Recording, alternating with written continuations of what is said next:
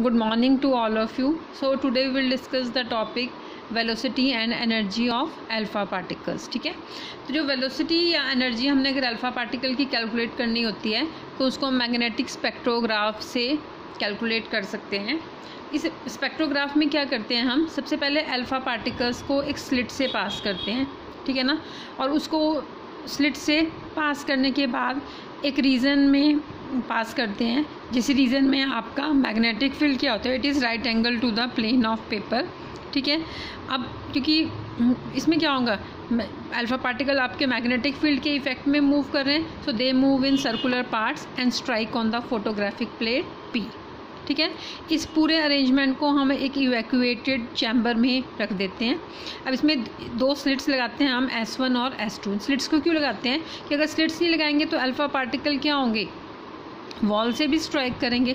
तो इसको अवॉइड करने के लिए, scattering of alpha particle from the walls, इसको अवॉइड करने के लिए हम इन अल्फ़ा पार्टिकल्स को किस में से पास करते हैं, दो स्लिट्स में से पास करते हैं, S1 और S2 में से। ठीक है, अब हम एज्यूम कर रहे हैं सपोज अल्फ़ा पार्टिकल का चार्ज हमारा Q है, it is moving with velocity V and it is at right angle to the magnetic field. Now what will be the force acting on charge. Force का क्या formula होता है, BQV sin 90, यही होता है आपका। ठीक है, लेकिन राइट एंगल मूव कर रहा है तो एंगल कितना हो गया, sin 91 हो गया, तो फोर्स कितनी होगी चार्ज पार्टिकल पर आपकी, BQV। ठीक है, अब जो ये वाली फोर्स है आपकी, ठीक है, this force provides the necessary centripetal force. Centripetal force का क्या फॉर्मूला होता है, mv²/r। ठीक है, तो दोनों को इक्वेट कर देंगे हम, BQV = mv²/r। तो यहाँ से वेलोसिटी का फॉर्मूला कितना आ गया, BQR/m। अब अल्फ़ा पार्टिकल पर चार्ज कितना होता है, 2e। E की वैल्यू होती है 1.6 × 10⁻⁻19, तो Q की वैल्यू आ गई 3.2 × 10⁻⁻19 कूलम्स। ठीक है, मास कितना होता है अल्फ़ा पार्टिकल पर, हीलियम के मास में से हम 2 इलेक्ट्रॉन्स का मास सब्ट्रैक्ट कर देंगे तो मास ऑफ अल्फ़ा पार्टिकल आ जाएगा। तो ये आपका हीलियम का मास है, ये आपका 2 इलेक्ट्रॉन्स का है, इनको सब्ट्रैक्ट करके आ गया आपका ये क्वांटिटी AMU में। अब इसको किलोग्राम्स में कन्वर्ट करना है तो कैसे करेंगे, 1.66 × 10⁻⁻27 किलोग्राम से मल्टीप्लाई कर देंगे, तो ये आपकी वैल्यू आ गई mass of alpha particle in kilograms. ठीक है, अब यहाँ से आपका मास निकल गया, ठीक है ना, Q की वैल्यू निकल गई आपकी। ठीक है, अब आप वेलोसिटी निकाल सकते हैं, तो वेलोसिटी कितनी आ जाएगी आपकी, Q की वैल्यू आपने 3.2 ये सब्स्टिट्यूट कर दी। ठीक है, M की वैल्यू आपने ये वाली सब्स्टिट्यूट कर दी, BR को आप एज इट इज़ रहने देना। ठीक है, क्योंकि हमने सिर्फ ऑर्डर निकालना है। अब यहाँ से आपको पता चल गया कि वेलोसिटी का कितना ऑर्डर है, अगर आप डेसिमल पॉइंट यहाँ लगाते हैं 4.816 × 10⁻7 हो जाएगा, तो means the velocity of alpha particle is of the order of 10⁻7। ठीक है, 10⁻7 मीटर पर सेकेंड। ठीक है, तो ये वाली वैल्यू सब्स्टिट्यूट करके हम एनर्जी, काइनेटिक एनर्जी निकाल सकते हैं अल्फ़ा पार्टिकल की। तो काइनेटिक एनर्जी कितनी हो जाएगी हमारी,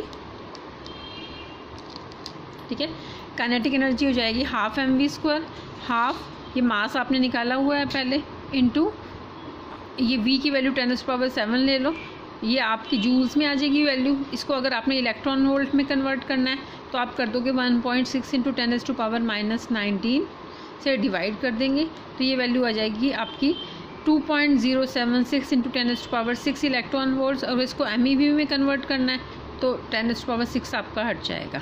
ठीक है, so in this way you can calculate the energy and velocity of alpha particles. अब नेक्स्ट है हमारा रेंज ऑफ अल्फ़ा पार्टिकल्स। ठीक है, अब रेंज कैसे निकाल सकते हैं हम, रेंज सबसे पहले पता होना चाहिए कि रेंज क्या होती है आपकी अल्फ़ा पार्टिकल। रेंज होती है the distance travelled in a medium after emission before coming to rest. Emission के बाद उसने एक पर्टिकुलर मीडियम में रेस्ट पर आने से पहले कितना डिस्टेंस ट्रैवल किया, उसको हम उस पार्टिकल की क्या बोलते हैं, रेंज। तो हम range of alpha particles calculate कर सकते हैं। ठीक है, आपको पता है अल्फ़ा पार्टिकल्स की जब हमने प्रॉपर्टीज़ को डिस्कस किया था, that they can be easily absorb by a thin sheet of paper और even a very few fraction of centimeter of aluminium foil और a few centimeter of air. ठीक है, तो हम अल्फा पार्टिकल्स की रेंज को कैसे कैलकुलेट करते हैं? By ionisation chamber. ठीक है, इसका देखो बेसिक क्या कॉन्सेप्ट है कि हम कैसे रेंज के निकालते हैं. जब हम अल्फा पार्टिकल को किसी गैस में से पास करते हैं तो अल्फा पार्टिकल क्या करता है? गैस को आयनाइज कर देता है. ठीक है ना, और जिस गैस में से हम पास करते हैं उसको हम सुपर सैचुरेट कर लेते हैं विद वाटर वेपर्स. ठीक है ना, तो हमारा क्या होगा? जब अल्फा पार्टिकल्स पास करेंगे so sudden expansion of gas is produced. ठीक है, और जब एक्सपेंशन होती है तो क्या होती है? आपकी कूलिंग होती है. Gas cools and become super saturated with vapours. ठीक है ना, तो जो वाटर वेपर्स हैं वो कंडेंस हो जाएंगी on the ions formed by the alpha particles. ठीक है ना, और वहाँ जहाँ से अल्फा पार्टिकल पास होगा वहाँ आपको क्या दिखाई देंगी? वाटर की ड्रॉपलेट्स. और उन ड्रॉपलेट्स को आप फोटोग्राफ ले सकते हैं उनकी, और हम देख सकते हैं कि जो ट्रैक होता है अल्फा पार्टिकल्स का वो एक स्ट्रेट लाइन होता है. ठीक है ना, और कुछ समय के बाद वो ट्रैक आपका एकदम से ख़त्म हो जाता है. तो जहाँ तक वो आपको ट्रैक दिखाई देता है वो क्या है? That is the range of alpha particles. ठीक है, तो रेंज क्या होगी? Range is the distance up to which it can travel after emission in a medium before coming to rest. ठीक है, अब हम इसके एक्सपेरिमेंटल अरेंजमेंट से भी देख सकते हैं इसको. ये सोर्स को हम एक मूवेबल, ठीक है ना, ब्लॉक पर मूव करते हैं जिसमें स्केल लगा होता है. ठीक है, और ये आपका आयनाइजेशन चैम्बर है जिसमें गैस फिल होती है. तो सोर्स के बाद हम एक स्लिट लगा देते हैं, तो यहाँ से आपके अल्फा पार्टिकल्स, स्लिट का क्या पर्पस होता है? कॉलिमिनेट करने के लिए, एक फाइन बीम बनाने के लिए.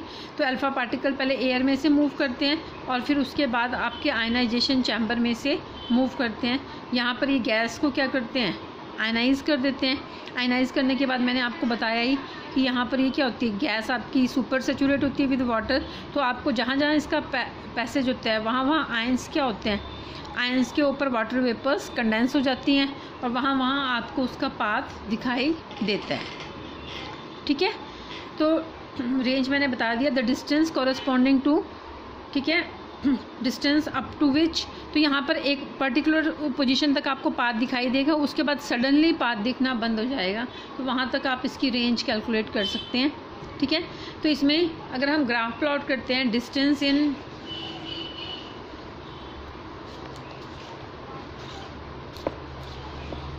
ठीक है, अगर हम ग्राफ प्लॉट करते हैं यहाँ पर सेंटीमीटर में डिस्टेंस ले लेते हैं, एयर में यहाँ हम करंट लेते हैं, तो आपकी ग्राफ की शेप इस तरह से आती है. तो जहाँ पर आपको मैक्सिमम करंट मिलता है उसके कॉरस्पॉन्डिंग जो डिस्टेंस होता है उसको हम क्या बोल देते हैं?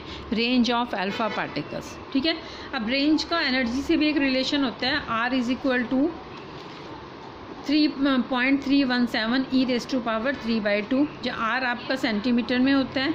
ठीक है, and E is in MeV. ठीक है, अब नेक्स्ट टॉपिक है आपका गीगर न्यूटन लॉ. ये बहुत इंपॉर्टेंट है.